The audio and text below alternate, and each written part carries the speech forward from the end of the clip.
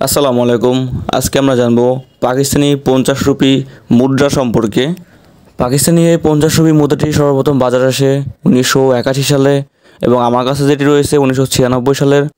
এটি একটি রেয়ার মুদ্রা এবং এটি আপনারা কীভাবে বিক্রি করবেন তা বলবো এবং এর দাম কত 2024 সালে সেটাও আমি ভিডিও শেষে বলবো। এবং আপনাদের কাছে যদি থাকে অবশ্যই আমাকে নক করবেন বিক্রি করার জন্য। আপনারা যদি আমার চ্যানেলটি নতুন হয়ে থাকেন তাহলে অবশ্যই সাবস্ক্রাইব করে দেবেন এবং যারা পুরাতন রয়েছেন তারা সাবস্ক্রাইব করেছেন তাদের অসংখ্য অসংখ্য ধন্যবাদ। এখন আমরা পাকিস্তানি 50 রুপি মুদ্রার এই বৈশিষ্ট্য সম্পর্কে জানবো।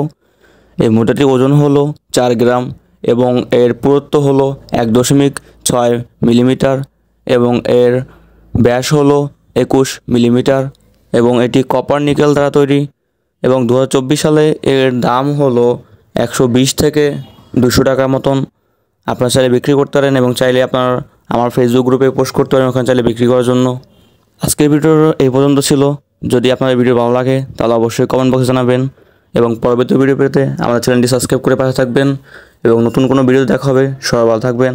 আল্লাহ হাফেজ।